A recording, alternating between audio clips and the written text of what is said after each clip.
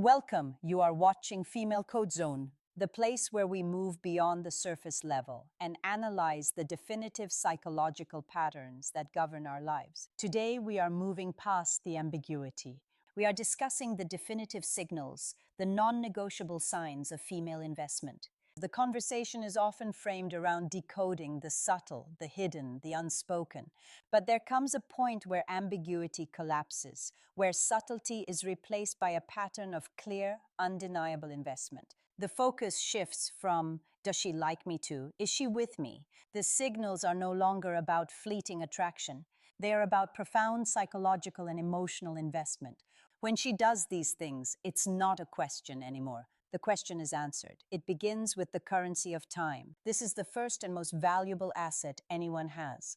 A woman who is merely interested will give you her leftover time. She will fit you. A woman who is psychologically invested will give you her prime time. This is the crucial distinction. Prime time is not just a Friday night date. It's the time she could be spending on her career with her friends, on her hobbies, or simply recharging when she actively carves out this high-value time. She's making a statement. She's reprioritizing her life schedule around your existence. This moves beyond simple availability. Observe her response when you have a logistical conflict. A woman with low interest will see it as a simple rain check. A woman who is invested will see it as a problem to be solved. She will become an active participant in finding a solution. Okay, so Tuesday is bad for you. What about Wednesday? I can move my gym session. This is not just flexibility, this is effort. It's the conscious reallocation of her most finite resource when she starts initiating contact, not just to check in, but to secure future time. She's no longer a passive participant in the courtship. She's an active stakeholder. She's investing. From the investment of time, we move to the far more significant investment of vulnerability. This is the single most powerful and definitive signal. Every person, but evolutionarily and socially, women especially, maintains a set inbuilt threat detection system. This system is not just for physical danger, it's for emotional and psychological danger. It's the system that asks, is this person safe? Can they hurt me? Will they use my weaknesses against me? A woman's inner world, her true fears, her past traumas, her deep-seated insecurities, her most profound dreams is a fortress. She does not grant access to this fortress lightly. When she begins to share these things with you, she is actively and consciously lowering the drawbridge. This is not oversharing. This is a test and a demonstration of trust. She may share a story about her family she's never told anyone. She might confess a deep-seated fear about her future when this happens. She's doing two things. One, she's assessing your reaction. Will you be dismissive? Will you be judgmental? Will you be a true confidant too? And more importantly, she's making a profound psychological statement. I trust you with the parts of me that are breakable. This is the emotional equivalent of handing you a loaded gun. It's a gesture of absolute faith when she's willing to be weak, flawed and unfiltered in your presence. It's because she no longer feels the need to perform. She sees you not as a potential threat, but as a source of security. This level of emotional nudity is reserved for only a handful of people in her entire life. This vulnerability then expands outward. It moves from her internal world to her social world. This is the integration phase when a woman is merely dating you. You exist in a bubble. It's just you and her. When she begins to see a future with you, that bubble must be integrated into her existing life. The first and most significant test is the introduction to her inner circle, her closest friends. This is not a casual meet and greet. This is a high-stakes presentation. Her friends are her chosen family, her board of advisors, and her support system. By introducing you to them, she is saying, this person is important. I need you to see what I see. She is also simultaneously seeking their validation, but a woman who is truly in will behave in a specific way. She will not just present you, she will advocate for you. She will have pre-briefed them. She will highlight your good qualities before you even. She will actively facilitate conversations seeking to build bridges between you and the people who matter most to her. She's observing how you treat them, and just as importantly, she's observing how they treat you. But the primary signal is her willingness to merge these two worlds. It is a massive social and emotional risk. If it goes poorly, it creates tension in her most stable relationships. If you were to break up, She would have to navigate that social fallout.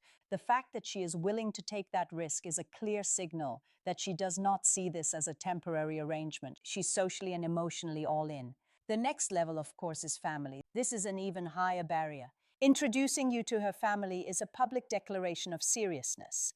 It is saying, I am considering this person as a long-term fixture. She's bringing you into the fold of her origin story, her deepest loyalties. The act itself is a testament to her belief in your stability and your future together. Flowing from this is a profound psychological shift. She begins to actively champion your mission. A woman who is only casually interested may see your ambitions as competition for her time. A woman who has invested in you sees your ambitions as her ambitions. Your success becomes her success. This is a critical turning point. She stops being a spectator in your life and becomes a co-pilot. She will be the one who listens to your work problems, not with passive indifference, but with active engagement offering solutions. She will be the one who encourages you to take the risk to apply for the promotion to start the business. She will remember the names of your colleagues, the details of your projects. She will be your most vocal defender and your most ardent cheerleader. This is not just support this. This is an active investment in your potential. She's tying her own emotional well-being to your progress. Why? Because in her mind, your two futures are now intertwined. She's no longer just with you. She is building with you. She's not a distraction from your purpose. She becomes a part of your purpose. She protects your time and your energy because she sees them as a shared resource. When she starts to guard your focus as fiercely as you do, she's demonstrating a level of partnership that goes far beyond simple attraction. This partnership manifests in what is often called nurturing. Caregiving behavior in a superficial context, this can be misunderstood, but in a deep investment context, it is a powerful evolutionary signal. It's the act of provisioning. In reverse, she starts to do small, seemingly mundane things that are all coded with the same message. Your well-being is my concern. This is the have you eaten? Text. This is her making you a coffee or a plate of food without you asking. This is her fixing your tie, brushing lint off your shoulder, or putting her hand on your forehead to check if you're warm. These are not mothering actions. They are bonding actions. They are deeply instinctive. They are nonverbal ways of saying, I care for your physical self. This extends to acts of service. She'll offer to help you with a mundane task, not because you asked, but because she sees a need. She wants to lessen your burdens. This is the Ben Franklin effect, inverted and amplified. We come to love the people we do things for. She's actively investing her energy and effort into your life, and in doing so, her own brain is doubling down on her emotional commitment. Each small act of service is another thread. She's weaving into the tapestry of a shared life. She is in a very practical sense taking care of you. This is a profound signal of trust and bonded attachment. Simultaneously, you will notice a change in her physicality. We are not talking about overt sexual invitations. We are talking about the physicality of comfort and belonging. This is the shift from incidental touch to deliberate touch. Incidental touch is the brief fleeting touch on the arm during a conversation. Deliberate comfort-based touch is entirely different. It's the way she leans on you in a group setting, unconsciously signaling to everyone that you are her anchor. It's the non-sexual back rub. While you're working, it's the way she might put her head on your shoulder, not as a prelude to something, but as an act of coming home. It's her nervous system's way of saying, I am at rest. She will also begin to relax her public face around you. She will be comfortable being in your space without makeup, in her oldest clothes. The need to perform or impress has vanished, replaced by a simple, profound desire to be with you. She will start to leave items at your place, a toothbrush, a change of clothes. This is not a logistical convenience. It's a territorial marker. It's an act of nesting. She's psychologically and physically making your space, her space and her space, yours. She's closing the distance literally and metaphorically until there is no space left between you. This leads to the language of we listen closely to her pronouns. In the beginning, it was I and you, I'm going to the movies, or what are you doing on Friday? As she becomes invested, I and you will slowly but consistently be replaced by we and us. What are we doing this weekend when we go to that restaurant? This is not a verbal tick. It is a fundamental cognitive shift. She no longer sees her life as a solo trajectory that occasionally intersects with yours. She sees a joint trajectory. Her mental map has been redrawn to include you as a permanent feature. This is future pacing. She will start to talk about the future and you will be in it. It may start small next month. We should try, but it will grow next summer. We could go to when we get a place. She's not doing this to trap you. She's doing this because in her mind, it's the natural, logical progression. She's verbalizing the future she's already building in her head. She's not afraid of this future because she's choosing it. When she uses we, she's not asking for permission. She's stating a factor. She sees it. Finally, and perhaps most subtly, she will become protective of you. This is the nurturing instinct, taking on a defensive form. She will defend you, not just to others, but from others.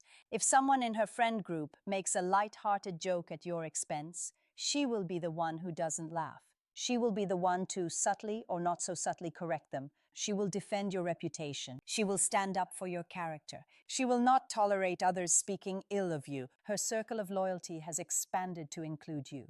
An attack on you is now perceived as an attack on her, on us. This protective instinct also turns inward. She will worry about you. She will text to make sure you got home safe. She will be genuinely distressed if you are sick or in trouble. Your safety and well-being have become tethered to her own.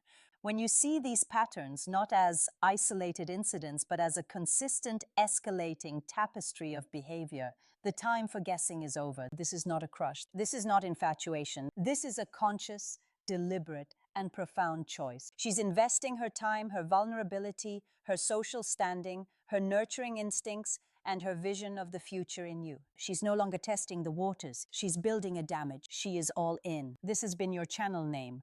Understand the patterns. We'll see you in the next one.